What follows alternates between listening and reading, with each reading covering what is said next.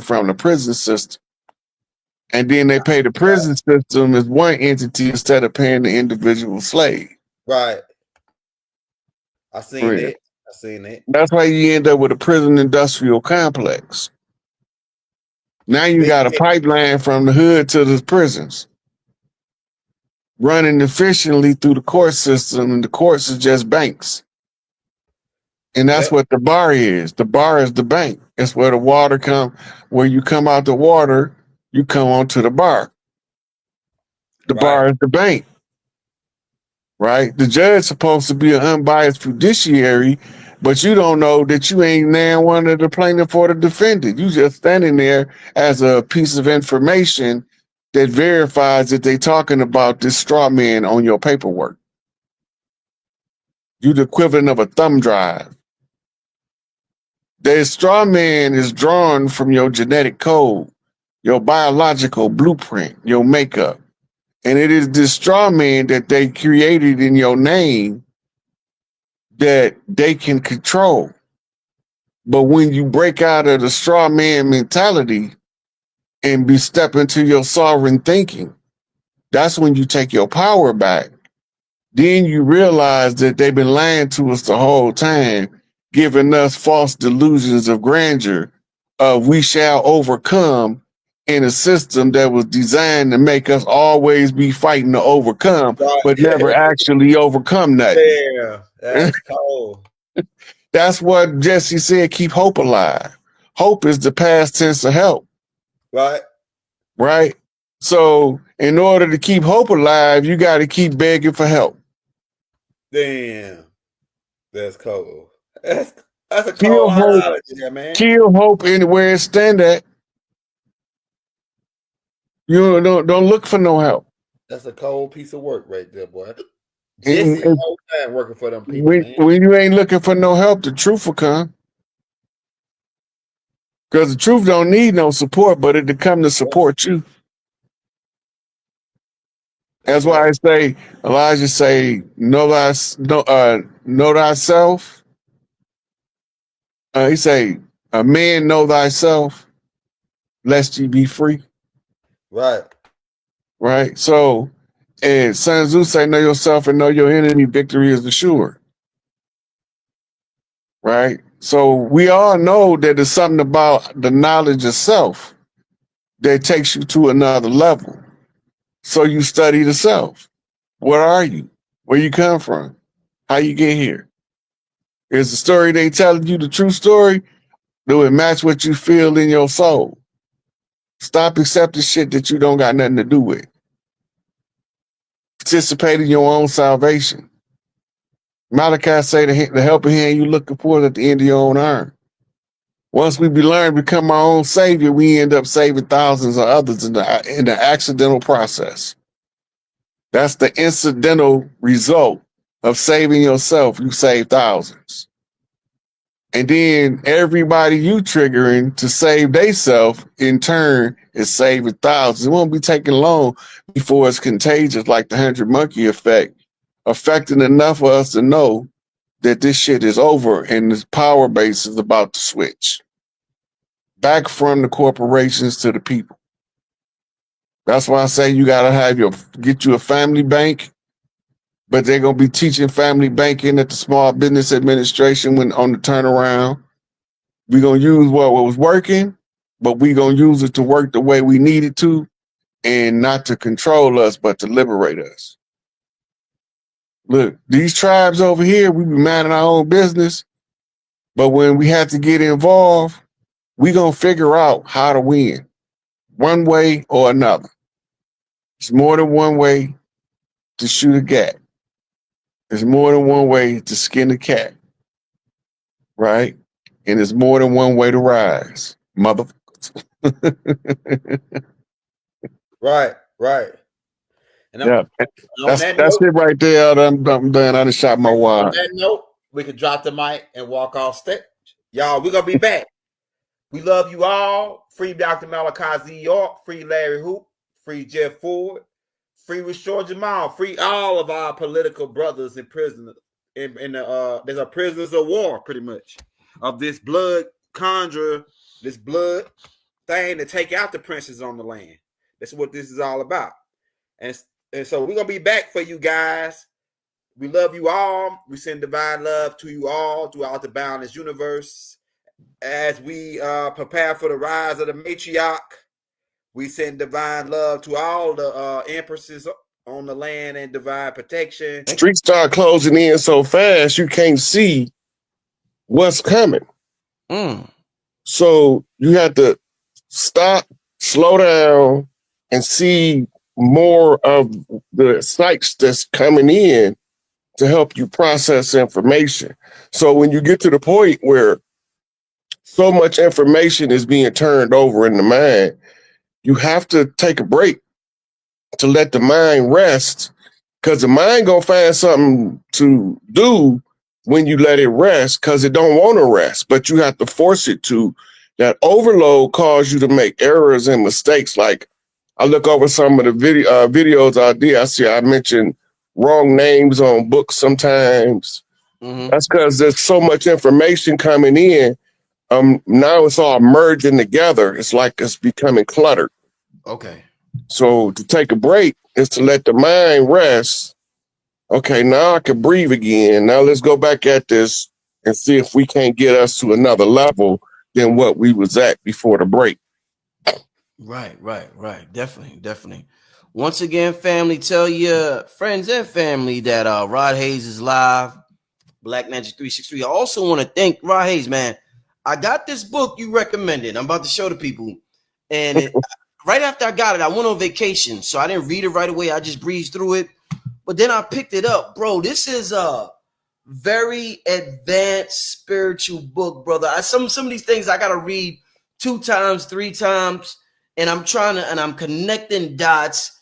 And I'm understanding what they're saying and putting things I know and I learned from you and everybody else, and just like, making sense of everything. And I want to thank you for before you show the book, you got to tell them where I got the reference from. The astral plane. Right. Now remember, I told you, I was in the halls of a Minty traveling. Yes. And I went to the library and I picked up this white book that had this gold writing on it. And I was reading it astrally, but I couldn't remember what in the world was in this book. And so I told you, I said, Rich, I found this book I was reading astrally, but I haven't had a chance to read it yet. And you was like, what was the book? So then I sent you the picture of the book. Yeah. And what's interesting about it, y'all, because I call Rod Hayes and I'll just ask him, I just ask him random questions and, just chop it up with him for a little while. And me and him, Rod Hayes, just be kicking it on the phone. We could do shows with our phone conversations, y'all. It'd be that type of vibe. But I had this idea in my mind. I was driving and I was like, I want to ask Rod Hayes some questions about Yahweh. And I forgot to ask him. And I ended up talking to him the next day, and he had bought up the book. And the book just happened to be the name Yahweh that I wanted to ask him. So I said, yo, Rod, I was like, yo, I literally wanted to call you yesterday and ask you some questions about Yahweh. But this is let me just show y'all, family, very, very advanced book. A very, very advanced spiritual book. I'm enjoying the read. You got to be on a certain level to understand certain things. But that's the side title is the Book of Knowledge, the Keys of Enoch. So the front says Yahweh, but then the side says the Book of Knowledge, the Keys of Enoch. And it's it's an advanced spiritual read, man. So I just gave, and be careful if y'all, I know a lot of y'all, because we already got 1,400 people in the room and it's only 6 minutes in. So now a lot of y'all, when I say things, y'all go run and buy it. Be careful, y'all, because this book, it goes for as much as $1,200 on the internet. But if you go directly to the author's website, you can get it for $50. So be careful, y'all, because this book on eBay, this is like 500 and up, 200, 500, 800. So just look around and make sure you somebody said 250 on Amazon. Yeah, they got it on the author's website. I can't find his name right now. JJ Hurtak. And tell him Radiohead Rich and Rod Hayes sent you. But you know, I'm gonna give him some money. I'm gonna bless him today. He's getting blessed today. But all right, man. Listen, this show altered. I named it Altered States. I want to tap into altered states of consciousness before we even get into altered states of consciousness and what that means. And I'm glad you said you was in the halls of Amenti, in the astral plane, because I want to know how you got into that altered state. I want to know that. So we'll get to that. But real quick, before you get in that, one of the first things that came to my mind is that, you know, they say as above, so below, as within, so without. And when we talk about going into different states of consciousness, you're also big on this country and this land, us being indigenous to the land. And I'm just curious as to why they chose to name different land masses states. Like you go from New York, Georgia, these are different states. It's the same thing as consciousness. You go into alpha, you go into beta, different states. So why is consciousness given the same name as geographical locations? Rod Hayes, let's get into start with that, Rod. When you're looking at consciousness, everybody is in a different location in their mind. In other words, they in a different state. You ever be in the hood? You from New York, so you be in New York. Let's say you in the Bronx, and somebody say, "Here you come with that Harlem shit." Yep, all the time. It's a state of mind where a New Yorker know, oh, he ain't even from New York, he from Yonkers. Mm-hmm. Or, oh, I know he from the Bridge. Yeah. Y'all know each other in y'all state by geography according to how you think. The tribes have imprinted electromagnetic wavelengths that's been layered for eons on top of each other. Right. So when you in New York, when you in your New York state of mind and you follow what you know from New York, you can fit in anywhere. But when you in your Tennessee state of mind, you in your country boy state of mind, you can only fit in similar environments. Right. The New York state of mind literally is the ability to rapidly change from one mentality to another as you travel the boroughs. You're not going to act the same in Brooklyn as you're going to act in Manhattan. You're not going to act the same because you're going to get a result that you're not looking for when you go there. Right? So when you cross 110th Street, when you're going uptown, you're not going to have the same mentality as when you finna cross the bridge in New Jersey. Change your state of mind, yeah. You're changing your state of mind. The state of mind that we develop in any given geographical landmark called a state, right? State really just means condition. So when you think about mind control, you think about operant conditioning, you're thinking about programming to a particular mind state, a particular geographical position in the mind, right? So when you go to California, if you don't know the culture, you can get swallowed up so fast, nobody won't know what happened to you, right? But if you take your time, this is what the ancient check-in culture was about. Ooh, ancient check-in. Damn, you said the ancient check-in. See, some people been using it wrong. They're not using it the way it's supposed to go. Right, right. It's just like Chicago. When I go to Chicago, it's certain key people that I have to contact when I get there. I don't have to do it, but it's the basic respect for being on the land. Right. Yes, sir. Right. I was born in Chicago, so the way Chicago moved, it feel like I'm supposed to be there every time I go there. Mm-hmm. I'm not from New York. New York, not my city. And because of the way the New Yorker is, it's uncomfortable to me because I have to be hyper vigilant in order not to make a mistake and disrespect New York culture. Right. But it's easy for me coming from right outside of Detroit in a little small town to go to the big city of Chicago and fit right in. My whole family coming from Chicago. So we understand the change in the mind state from Pontiac, Michigan to Chicago, Illinois, better than we do. Because when I'm in New York, I'm like, I'm under continuous pressure all while I'm there, not to make a mistake and disrespect the culture. Right? Those are mind states. Right? And the mind state becomes prevalent when you travel from state to state. When I went to Mississippi, man, I thought I was a straight up country boy. You couldn't have told me nothing. You couldn't hit me in the ass with a shiny red apple. I'm out there playing with the wild bulls. That bull will maul you. My big mama say he ain't mauled him yet. Big Red was our bull. Big Red. You know, he the meanest bull in the yard. I know, patting him on the head like this. I'm like 6. Damn. Right? And everybody terrified of the bull. But I have a knack for country stuff because we country people in the city. So it's natural to me, but the city stuff was what I had the hardest time adapting to, right? But the small town was the perfect bridge and training ground to go back to the big city. So you take the country boy to the small town, you teach him the ways of the small town, and now he could take that microcosm and expand it to the macrocosm of a bigger city.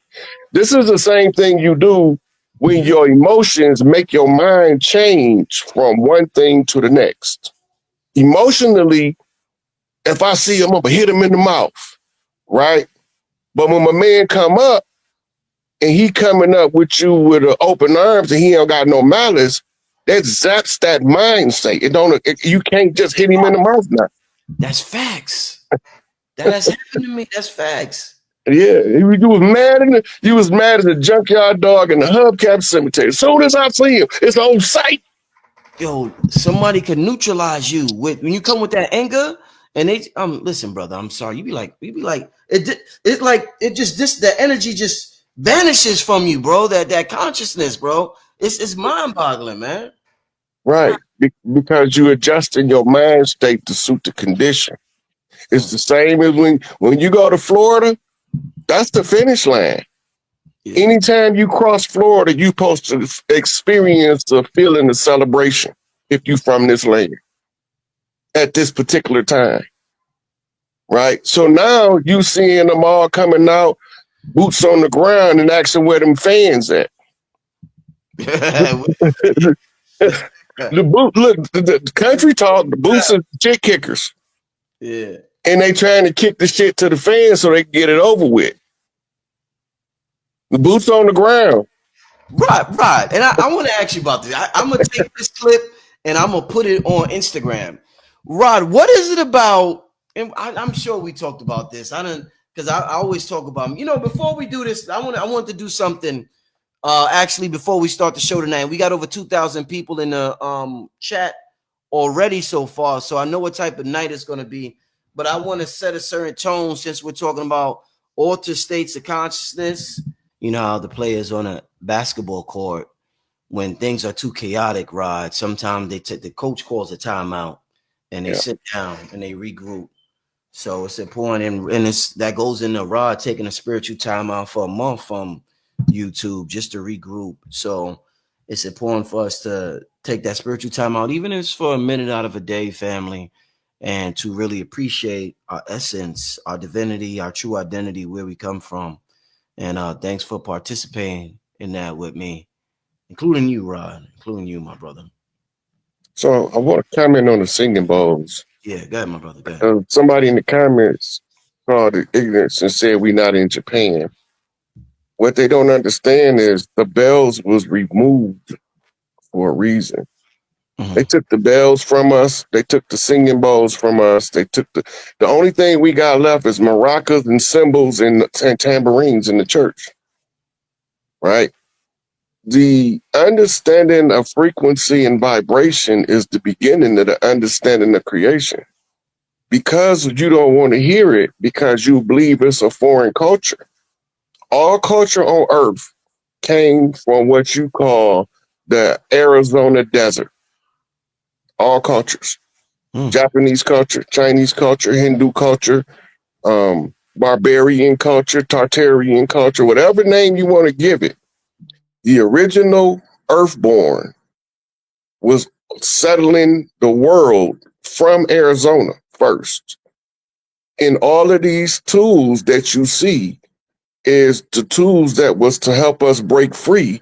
And some of us had to go to World War II and fight in Japan in order to find some of this stuff. Some of us had to go to the Korean War to discover some of our stuff. Some of us had to go to Vietnam and fight in the jungles to find out that them people ain't did nothing to us over here.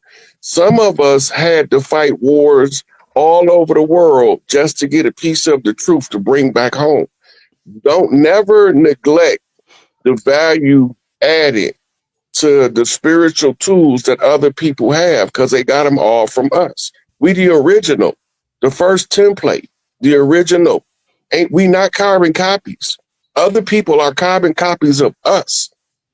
We are the original, the Omega bloodlines, what they call the old blood. The Omega bloodlines is the oldest bloodline. That's how you go from Alpha to Omega. The Alpha has to wake up the Omega, right? It's a baton race, track and field, Olympics, all that stuff is stuff we used to do in ancient times. Ballet is straight from Atlantis. Ice skating and figure skating is straight from Atlantis. Ice hockey is straight Atlantean. That's why it was melanated people that invented it. Right. You know, so stop being so bigoted, because that's one of the divide and conquer tools that keep us oppressed. It's closing our minds off to stuff that work because you don't think it came from you. And if you one of the originals of the earth, anything on earth came from you. You can't be second and then everything originate from you. If you the original organic Mississippi clay dirt walking, or if you from the what they call the motherland, from the Black Aswan dirt clay of the Nile, you still have to be able to see the benefit in other people's culture, because those are spin-off cultures, right? We don't throw away the original sitcom because it has spin-offs. And sometimes you have to go back to the original sitcom to understand a particular scene in the spin-off, right? So it's the same way that we take these tools that we use for spiritual awakening from all over the world. Right. You know, and I had another question in mind, but I like to go with the flow. So you're talking about tools that we're taking from all over the world. This comment right here, I felt that going from South Africa. I got a lot of people from South Africa who tune into the show. So shout out to everybody from South Africa. When I was young, I had a kid in my school from South Africa, and he became one of my closer friends named Sikkim. His name was Sikambuzo Dalamini. So if he's watching, shout out, yo, I was the dude I was cool with, South African name was Sikambuzo Dalamini. Shout out to him. And he used to tell me a lot about South Africa. And what I want to ask you is that my whole life I've heard things about, I felt the connection to South Africa in terms of the information, and you hear about the Credo Mutwa, you hear about the Zulus, and the Zulus was very inspirational, Shaka Zulu, and we hear about so many things with South Africa. A lot when they was going through their apartheid thing, a lot of Black Americans over here, the musicians, Smokey Robinson, we was making noise over here to help them out over there in South Africa. And we were still going through the same struggle. We're still going through the same struggle. Tell me, and since we're talking about states of consciousness, and you talked about that New York state of mind, I'm from Harlem. I got that Harlem state of mind. What is it about South Africa? South Africa is very interesting. What's the deal with South Africa? In the ancient times, that's where the first major gold mines in Rafali, South Africa was. That's where the people was being imported to South Africa from all over the world to aid in the mining of gold. It's some of the oldest gold mines on earth is in South Africa. And that was because it was called the Abzu at the time, and it was under the direct jurisdictional reign of Inky, right? the land of Enki. His children is the all of those giant tribes in Africa, yo Dinka, yo Mandinga, yo Zulu, everybody that's not what you call a San or a Twa are children of wives that he had from the San and the Twa that made those big people. And if you remember, Gil Scott had the song, Tell Me Brother, Have You Heard about Johannesburg? Come on now, what's the word? It's Johannesburg. And the Johannesburg, South Africa, was a replica of Birmingham, Alabama, and the oppressors' cycles of oppression. We was able to see over there what we was too close to see over here. You gotta remember, sometimes you're too close to a thing to see it for what it is, but when you see it at a distance, it helps you clear your vision up about what you're seeing over here. They had some great men. My favorite South African is Stephen Biko. Everybody else was on the Mandela train, and I was like, well, what about Biko? Why y'all don't want to remember him? Because he sounds too much like Malcolm X, right? And the kindred tribe to the Zulu is the old Mississippian of the Americas. So when you see a Zulu rise to power in South Africa, it's either the what they call a precursor to a rise of an old Mississippian over here, or it's a response to the rise of an old Mississippian over here.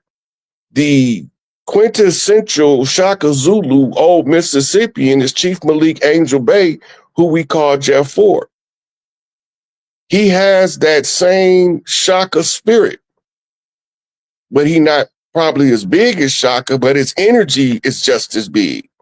His insight into his desire to defend his people is just as big. His military strategic acumen is just as sharp. That's why they don't want him out of prison, and they trumped up that case and called him a terrorist before they even knew what a terrorist was. They still don't have a definition. But all of that was to prevent him from organizing the troops and meeting all of the other chiefs face to face in the street. Because once they do that, then we're able to put up a resistance, right? Not just South Africa. If you go and study the Mau Mau from Kenya, right, you get the same feel as when the settlers was over here and we was trying to come up with a way to conquer the colonizer. This is all anti-colonial resistance in Africa and in America. But we got to also remember you had a anti-colonial front in India, which was a extension of Ethiopia. Most of us don't know India is part of Ethiopia, right? We don't know that because they take that part of the history and they bury it in a major universities like Oxford, Yale, Princeton, and only the ones of us with exceptional intellect will be given access to it once they get us to contract not to tell nobody what you find, right? So all of this is a shifting of a global pattern. By seeing it play out in other places, you tend to get used to it where you at, but you're not used to it when you see it being played out somewhere else. So South Africa is directly involved in our liberation. And if you go study Maurice Bishop from Grenada, he was a student of South Africa, right? And all of us, we don't be knowing this because the purpose, Garvey talked about a confraternity. We don't know about the Bang Dong Conference to come up with a counter strategy to fight white supremacy because it's a military doctrine and it has nothing to do with skin color. It has everything to do with concealing the hidden hand, the black hand, the unseen hand behind the cloak of a facade, a false image that's put out front. White supremacy ain't what people think it is. And when I first heard Neely Fuller's statement, when I read the ISIS papers by Francis Welsing, If you don't understand white supremacy, everything you think you understand is only confusing you. Yeah. That was a wake-up call for me, because now I have to figure out, what is this thing, white supremacy, which is global colonization, military conquest of the entire world, using factional fractions under the pretense of something called the white man's burden that was an edict of the Pope. So we traced it all the way back to the Pope, but we don't even know that the Pope ain't even the power structure. He's what you call the CEO. He's just the face that represent the ones that don't want to be seen. Somebody got to be seen. So they put their cat's paw, they fall guy, they coat sievers, they crash dummy out front to take the heat, while they can count all of the money in the back without worrying about nobody bum rushing the door. I'm at the door. Hey, Rod. I mean, wow. Listen, man. We could do this show for 10 hours if this show could go. Before we get into the show, what's your thoughts on the Pope dying? Do you think that has some type of spiritual symbology, even if he didn't just die? Do you think it has some type of spiritual symbology? We in the 9-ether year, everything going on. We just everything going on. What do you think that means symbolically? So first you got to start with his age. 88 means the queen has been seated, but it ain't talking about in Europe. Oh shit. Right? 88 is a seated queen. 80 is an open queen seat. 8 is a queen looking for a seat to sit in. 88 mean the queen is seated. When the Pope dies, it's opening up the clear pathway of the Great Mother back to the sacerdotal seat. At this particular time, it's directly tied to that, because remember, the Pope's seat sits under Big Mama's seat. He's the underminer. He's the supplanter, right? He's representing the quintessential Jacobite, the one who goes under to loosen the root in order to replace the plant, an underminer, a supplanter. That's what it means. So once he croak, pass over, unalive, whatever you want to call it, once they announce it, that's a confession. And it's tied to the numbers, because they talking numbers and they talking symbols. Rod, real quick, Rod. This is a very interesting comment. You know, the piano has 88 keys in it when you get a real piano. So it's interesting. You know, the keys in the piano is closely related to the, cosmos and all that. But go ahead. I just want to thank you for pointing that out, Levi. Yeah. And so when all of the keys been turned, right, that's when you can get the full access to the piano. You don't learn the piano 88 keys at a time. You learn it one key at a time. Yeah. But once you know all 88 keys, you can make music. You can make classical music, jazz, ragtime. You can play the piano and rock and roll because you know the 88 keys, right? Now, the keys is also symbolic because the Papal Church is represented by a gold key and a silver key. The gold key is what they call solar magic, astrology. And the silver key is lunar magic, dreams and tarot and runes, oracles. If you're not a master of both, you can only see one side. The gold key also represents the father line, and the silver key represents the mother line. Right? Masculine and feminine. We're talking about the law of gender now, which takes us back to hermetics. Everything they do, like we know that when they announced Queen Lizard Bitch to be dead, that she had been dead. Queen Lizard Bitch. You a funny dude, Ron. Come on, man. You a funny dude. Go ahead, though. Go ahead. We know this robotoid that they call Francis. That's why his hands don't come down on his body, because he's a robot. When you said it on my show, I said Rod is bugging the fuck out. But go ahead, though. Go Hey, ahead. look, don't make me send you the receipt, Rich, because you know I will. Oh Because man. you know how I send you the receipt of them sliding his ass under the bunk, because it's in my. All I gotta do is go through my Facebook feed, and I'll find that receipt and send it to you, and you'll be like, "I thought he was crazy," Oh man. because I got the receipt, right? Yeah. But all of this, okay. So now, what the papacy? When a woman go to the gynecologist, what kind of smear do they give her? It's called a pap smear. Pap smear, yeah. So now you dealing with somebody that's blocking the vagina, a papacy. Ooh, you tried that? Oh, you gonna do it like that? That's what it is. The papacy, you gonna do it like that? I see you. Yeah. Go ahead. It's also the poop deck pappy on the pirate ship that his job is relegated to cleaning up shit. Shit. So all these words is tied together. Oh. But while you're dealing with the papacy and the poop deck pappy, go all the way back to Egypt when Osiris was fighting Apep. Apep. And what happened with that fight, Rod, for those who don't know? It's the eternal fight against chaos versus order. As long as the Father is available, he can fend off the chaos. Yeah. But when Set slays the Father, the chaos ensues. That means that there is a contesting of the throne. Because he's not the rightful heir, but he's sitting there.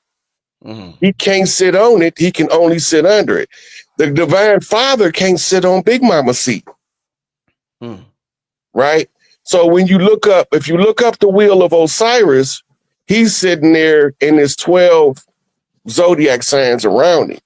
Mm-hmm. But when you look up the wheel of the Great Mother, she sits on the 13th seat. The void is in the middle. That's the eye.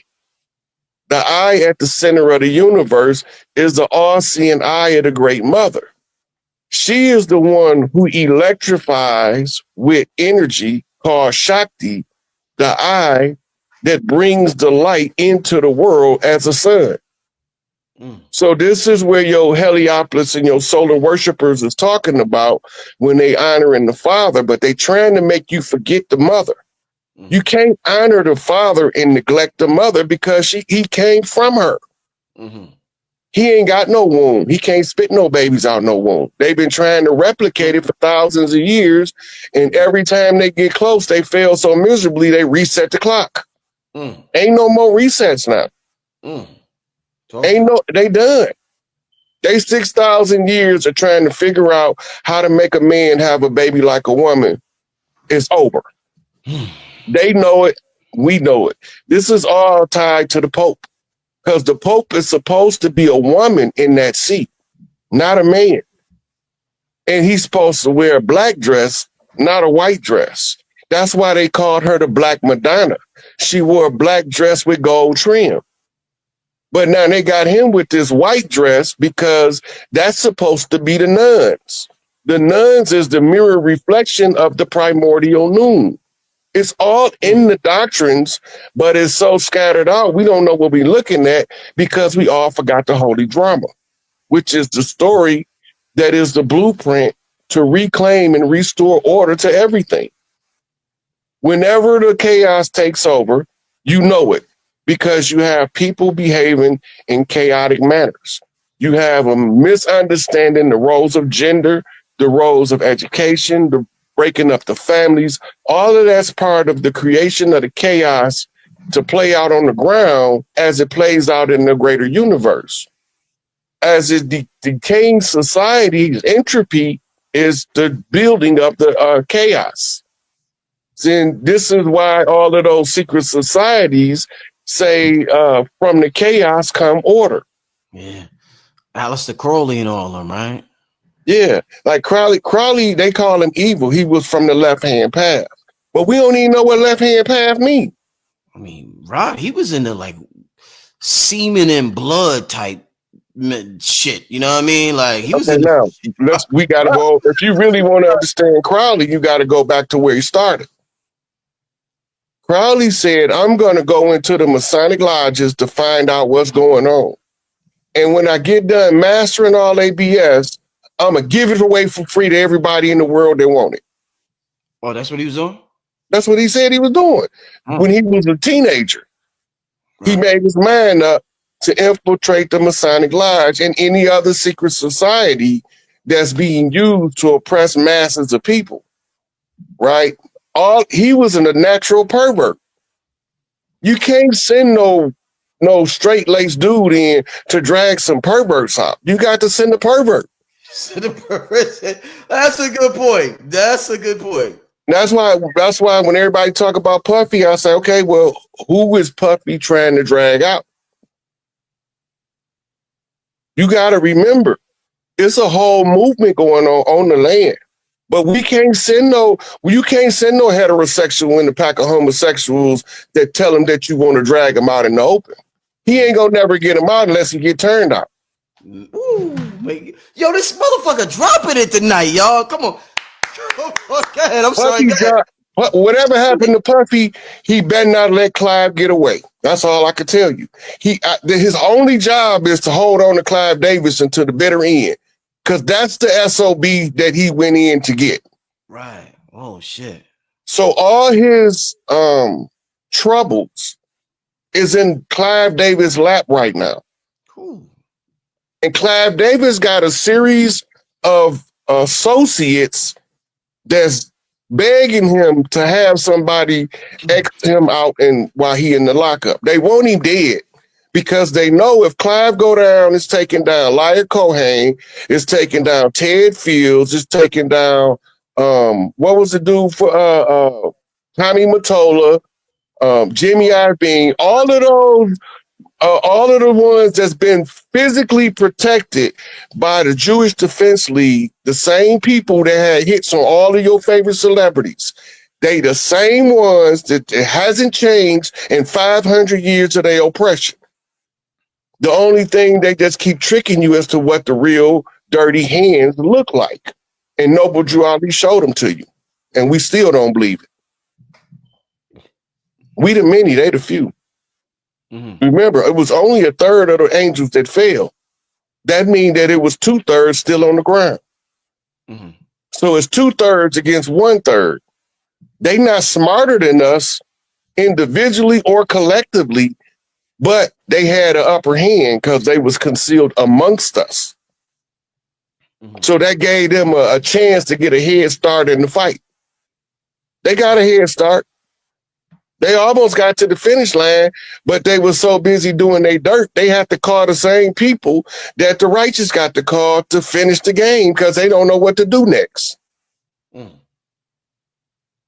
So now we all get together and we say, okay, everybody take a piece of this puzzle and somebody gonna put it all together.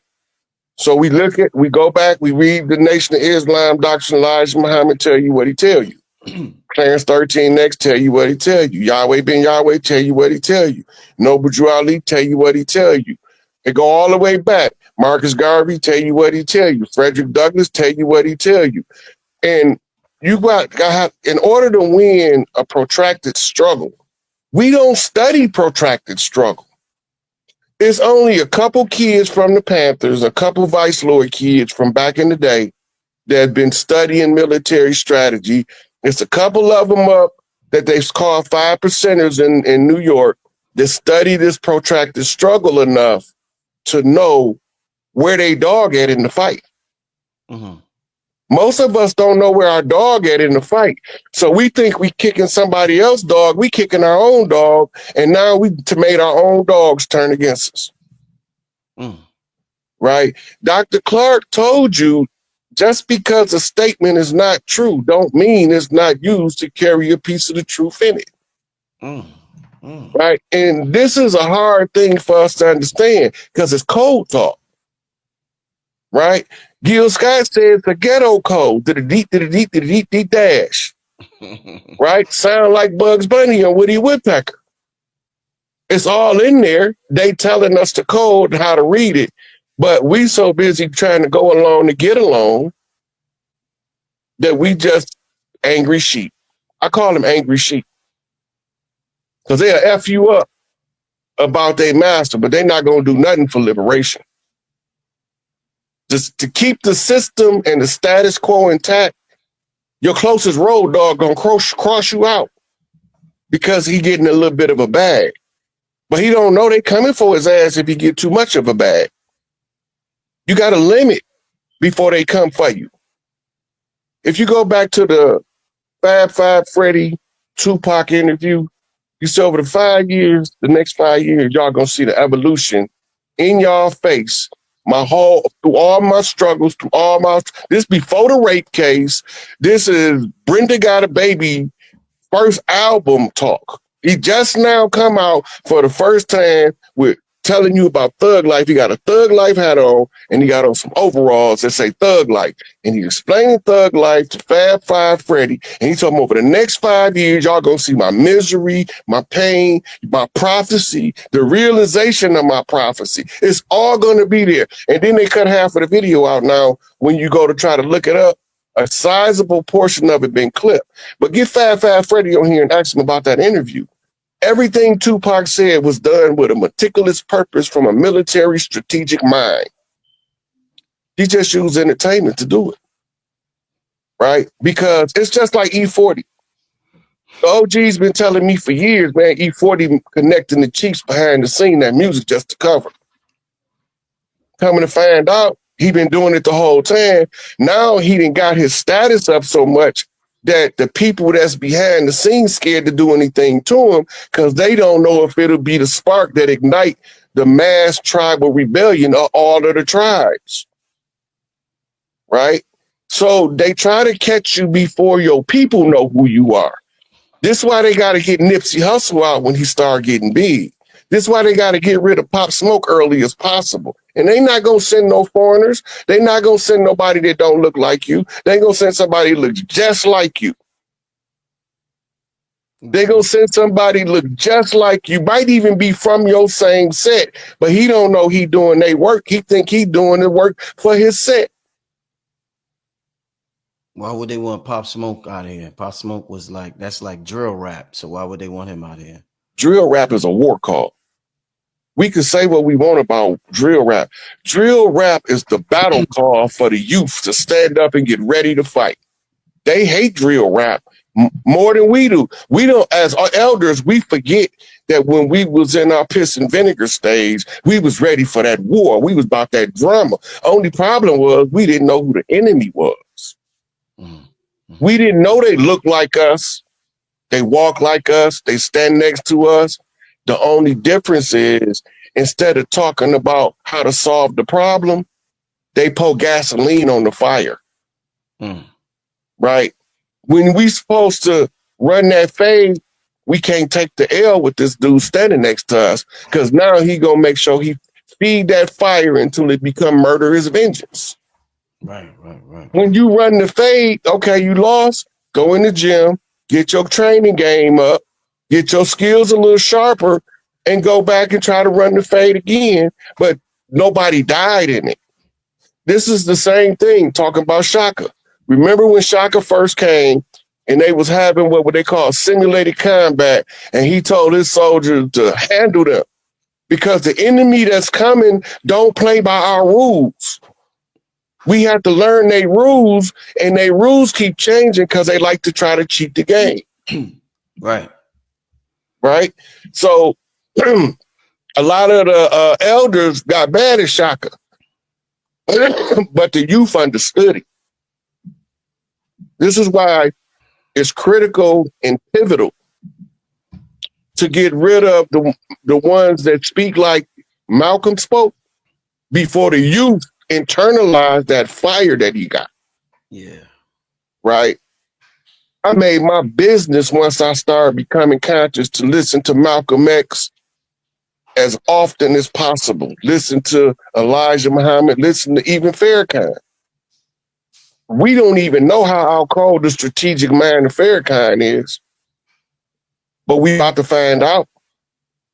They so sleep on Farrakhan that they don't know what they done tried to kill him multiple times. It ain't like they ain't been trying to kill him. They done poisoned him. They didn't send snipers that the FOI got him out of there before the sniper can get him. They didn't send everything at Farrakhan. But his strategic acumen, they did not expect that from a holy man, from a high priest, because his position on the land is high priest. They never expected him to have military insight, and he's commanding the FOI. If you look up the most trained security forces in the world, it's going to literally tell you Secret Service, FOI, KGB in that order. FOI. That means his security force is so well trained that they rival the greatest security forces of the Russians, the Israelis, the English, the Pope himself. Security, he had to put him in the Pope mobile. Let that sink in. He supposed to be the closest living man to God. And the dude walked up and plugged his ass. You're not finna get to Farrakhan like that. The only way you're gonna get him is an inside man. And as long as Mustafa's standing there, he gonna cower. They not gonna stand up to Mustafa while he's standing there observing over the security, because they can't look into that type of fire and not flinch. Right? It's the same as a gunfighter. He sleep, he wake up looking down the barrel of a double barrel. He can't stay straight face. He gonna flinch. He wasn't expecting to wake up and see that double barrel shotgun. But we don't know none of this, because we going about trying to just make a good life for our families as fathers, as mothers, right? And we allowing the system to run psychological ops on our children because we don't believe they doing it is the only reason it's working. The only reason they got this far is because they got in good enough with us for us to believe that we patriots. I'm not a patriot, I'm a matriot. I'm not for the patriarchy, I'm for the matriarchy. But soon as we remember the tribal traditions and the tribal matriarchal order, and the men start being something different in the presence of the women that stand in that matriarchal motherly energy, we're not gonna let you disrespect it. You done been walking down the street in New York and seeing guys pull up on a dude aggressing one of the old ladies. Hey man, you better leave her alone. That's Auntie so-and-so. She live up there. She been over here for 55 years. You're not finna come giving her a hard time, right? And they don't even really know her like that. That energy of that matriarch make them stand up, even if they didn't want to. Because you would hear them a lot of time walk, man, I don't know why I got in them folks' business. I ain't had nothing to do with that. Yes, you did. You seen the big mama getting disrespected and you checked the one disrespecting her. That's the nature of the masculine when he's being himself. This is why they don't want us to be ourselves. And that's one of the main messages Elijah Muhammad said, accept your own and be yourself. The rest will take care of itself. Right. You know what's fucked up though, Rod? I'm gonna tell you, just to bring in a real life scenario, and I know that all of this sounds great, and the women love it. The women love this type of talk, and the brothers feel like men when you talk like this. But the reality of this is, just this particular situation that we're talking about. I was watching, we talking about the Nation of Islam. I was watching an interview with the brother Nuri Muhammad, and Nuri Muhammad, he's a short brother. He's probably about 5'4", 5'5", something like that. And he said he tried to break up a fight one day between a brother who was, manhandling his woman, and he almost lost his life behind it. So it sounds good when we be like, you got to be a man and you got to protect the black woman. But the reality is, you got a family to go home to. You ain't trying to lose your motherfucking life protecting somebody you don't know, and most likely they're gonna get back together. So I believe, I believe in this situation, when we talk about this, context is king. We have to take into accountability the context behind every situation, because you can't go out there being Captain Save-A-Hole and thinking I'm protecting the matriarch like that. That shit don't. The brother Nuri Muhammad almost lost his life. He's a leader. He's got a family. So this is so you gotta understand what you're talking about. I have seen the dude abusing a woman, and the guy stop him from abusing her, and she turn around and both of them beat the dude up for breaking it up.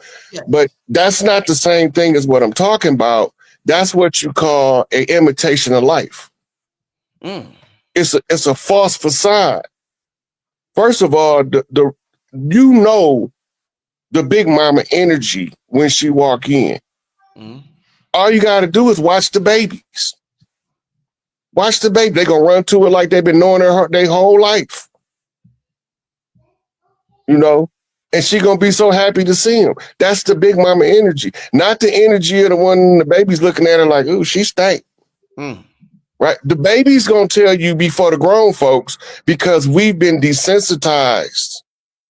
We've been Pavlovian programmed to only respond to certain situations. That's why it's so hard for men and women to be in a relationship right now, because they both trying to play each other's role. The man trying to be the dominant woman and the woman trying to show him how to be a masculine man, and it ain't gonna never work. They ain't gonna never work. And a lot of what you're talking about, I've seen, but it got to be a point of reckoning in this collective society when it comes to the male-female dynamic. And, you know, it's like people tell you race matter. The only reason race matter is because they need the race card to keep us divided. And that's the number one reason why it matters. But everybody that's powerful deal with people from other races without conflict. At least without open conflict. Most of their conflict be posturing and gestures. They don't fight. You're not finna see, well, you might see Ibrahim Traore punch one of them in the mouth, but it ain't too many of those world leaders gonna do something. But my boy might get down with one of them if he feeling that way, because he tired. He the same kind of tired I am, right? I slap all of them.